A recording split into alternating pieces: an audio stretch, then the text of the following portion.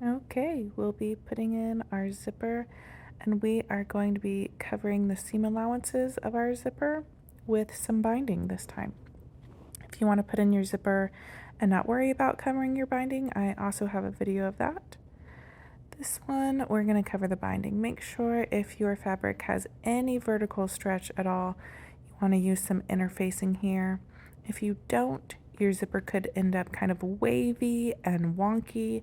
It'll also be much harder to match up the top and the seam and the bottom if it has any kind of stretch.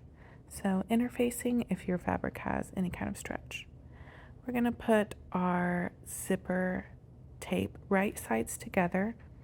I have already folded back the top little zipper tape at the top. Personally, I love to hit it with a little flame on the lighter and then fold it back so that it melts a little bit to itself and I don't have to worry about it again. I just discovered that trick. It just popped into my mind, tried it out, love it, will never not do it now. So if you've never tried it, you can just hit it with a little flame, hold it while it's being folded back, and it should melt just a tiny bit and hold it in place for you. So I am not stretching my fabric and putting my zipper 1-to-1.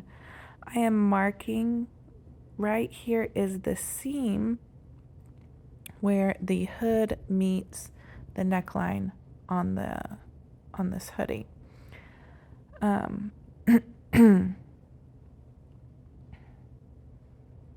I tried to shorten my zipper before this video, but I didn't measure it very nicely, so I'm going to show you how I shorten this as well. It's really easy on this pattern because there is a seam at the bottom.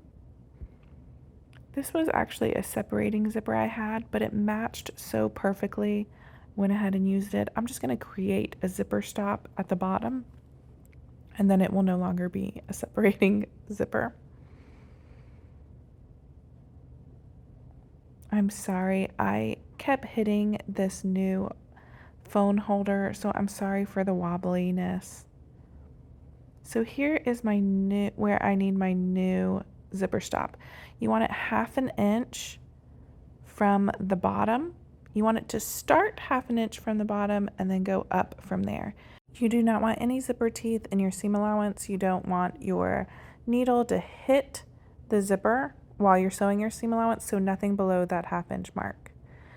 Okay, so I have it lined up and I'm gonna hand crank my needle a couple times just to make sure I'm clearing those teeth. And then I'm just gonna go up and down about 1/4 inch to create a new zipper stop. I did use thread that matched really well, so it might be a little difficult to see, but there it is. And now I'm just gonna trim 1/2 inch from that zipper stop. And then I'm going to speed up this video because I'm going to remove all those teeth from the very bottom that I just trimmed to my zipper stop, because again, you do not want any in that seam allowance. Just use a pair of needle nose pliers, and I either try to crush the zipper teeth because these are plastic, or I try to pry it off. It is important to hit your zipper tape with a little flame, and it will melt the ends and it'll keep it from fraying.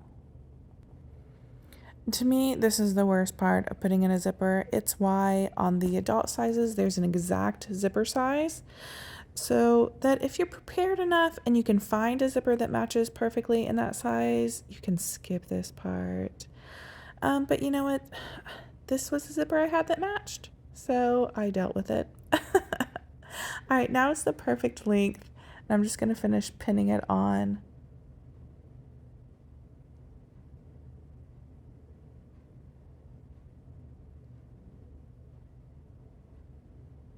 If we weren't finishing this in binding, we'd be done with this step, but since we are going to finish it with binding, what we're going to do is add on our binding on top of our zipper.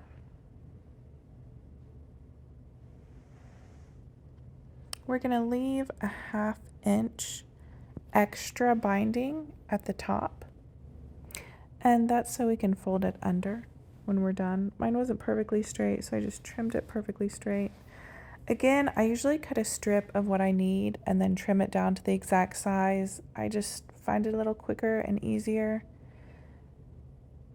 But you can cut it to size before. So remember, you need that 1/2 inch at the top to fold under to make it nice and neat. I wouldn't use anything too thick. I'm using a nice thin cotton jersey.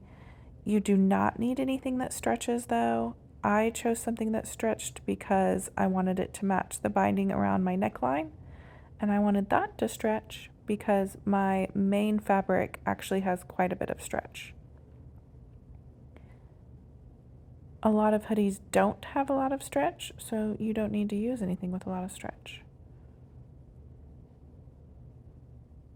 So we're not stretching here, just doing it 1 to 1 down all the way, and you can see I have lots of extra. I'll just trim it off at the end.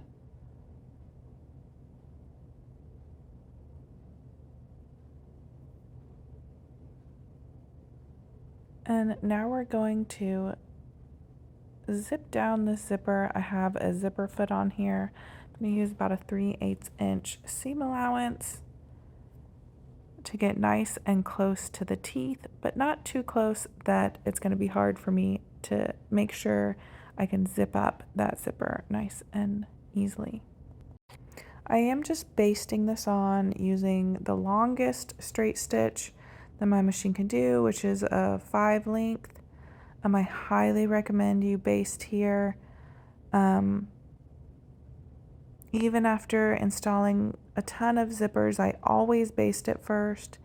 It's just so easy to have a little wrinkle or bobble or, get it off just a tiny bit on part of the seam allowance, especially like over that thicker binding part where the seam is. Sometimes your machine doesn't want to smoothly go over that and you need to fix it.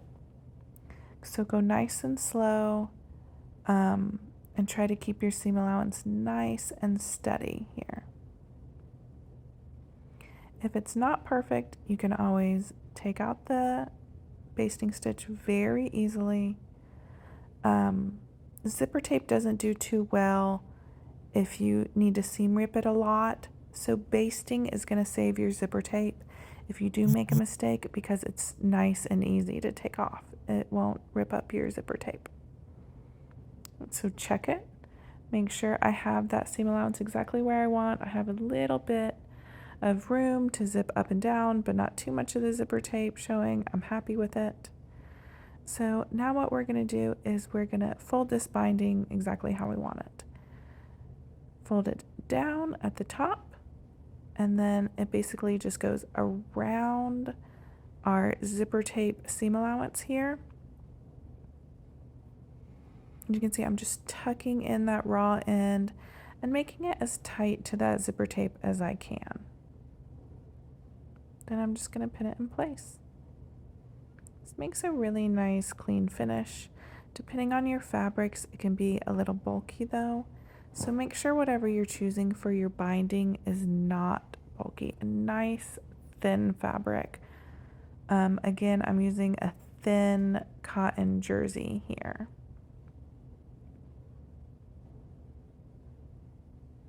Just folding it around and get a little closer here, around my zipper tape, just like this, and then folding it like this. So no raw edges, nice and clean. You want to make sure you have it tucked all the way tight. You're not letting that binding get loose anywhere. You want it nice, snug to that zipper tape. It should be about 3/8 inch since that is the seam allowance you took. So same as the neckline. As you can see, it's a little bulkier though, it has that zipper tape in there, and it just is a little bit bulkier inside. That's okay. It's still a nice clean finish. This is especially nice if you're sewing for someone who might be extra sensitive to raw edges or anything that's scratchy. I know, myself included, sometimes I just can't stand to have the zipper touching me in any way. This nice soft cotton jersey is so much nicer on the skin. It is a layer, so most people will have something underneath and it won't actually touch their skin. But not only does it look pretty, but sometimes it makes it feel so much more comfortable as well. Some people are more sensitive to that than others, so it might be absolutely worth the time for some people to cover that zipper tape and be super comfortable, and others might not care, might not ever notice if it's covered or not. So I'm sorry I hit this phone stand so many times, y'all. I got a new one and it is so wobbly. Oh, I loved my last one and it lasted so long, and I cannot find it again, and I can't find one I like anymore. So we're just going to edge stitch along this binding. I do not go along the very top edge. You can if you are worried about that ever coming unfolded. I don't like the way it looks. So I just go along the edge here, and I do not go along that very top. I have yet to have it pop out, but if you were nervous and you really wanted to stitch that down, you absolutely could. Again, I like to go from the underside. Just need to go nice and slow. Make sure that you're not stretching that main fabric if it has stretch. It should still have interfacing on it if you interfaced the 3/4 inch, because we've only used 3/8 on our seam allowance, and then this is another 3/8 seam allowance here. So you should be stitching on interfacing still, so it should not stretch, but just make sure you're not stretching it. You don't want any bobbles or wrinkles or puckers on the underside. You can stitch from the right side if that's what you prefer. I find it easier to stitch like this from the wrong side. But whichever one, go nice and slow over this neck seam. Okay, you might need to put a little tiny pressure on the back of the fabric, not pulling it through, just giving it some pressure to make sure it doesn't get stuck there over that thicker seam allowance. Again, I just go to the very top. I do not shoot across, but you can, if you would like to, shoot across that little tiny bit to make sure your binding never pops up. There we go. It's nice and finished. It looks beautiful on the inside. It should look exactly the same from the outside if you just top stitched it. I had the tiniest little pucker here, but luckily it was nice and smoothed out easily with just my thumb. If it wasn't, I would have had to unpick right there and redone that little section. It was right by that thicker binding, which you have to go super slow over. Make sure you don't get any puckers or anything. You do need to be very careful using an iron with your zippers. They're nylon, and nylon melts at high heat. I'm going to speed up the other side of this zipper if you want to see me do it again. It is exactly the same method, just on the other side.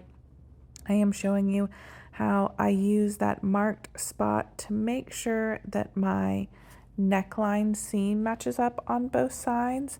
That's something that I'm super finicky about. I feel like if it doesn't align really close to absolutely perfect, it's easy to tell just with your eye, with your naked eye. And so I'm really meticulous about making sure those line up. I will zip it up a few times, just being pinned to make sure, and then I will baste it and I will zip it up again to make sure that they are lining up perfectly, because I'm never happy if they don't line up absolutely perfectly. So it's a step that I'm super meticulous about, and I suggest being super careful with so that they line up perfectly. I thought I'd slow it down on this part because you're going to have to zip up your zipper a little bit, go up so that you can slide your zipper back and forth. You want to make sure when you're moving your zipper past your needle stays down. If you bring your needle up to zip your zipper, pull past, you're going to have a little jump. So make sure your needle stays down. You can lift up your foot if you need to lift up your foot to get it through, but you want your needle down while you do that. And again, I made mine longer and just trimmed it. I'm again checking to make sure those neckline seams line up. Just folding under the binding just like I did last time and top stitching it down or edge stitching it down. And now we're done. Our zipper is all installed. We have it bound on the inside. It looks gorgeous from the inside, the outside. Our top matches up, our bottom matches up, and our seam matches up. I hope this video helped. If you have anyone who has kind of sensory issues that don't want the zipper teeth ever touching them, or you just want it to look super beautiful on the inside, I hope this helps, and I can't wait to see yours.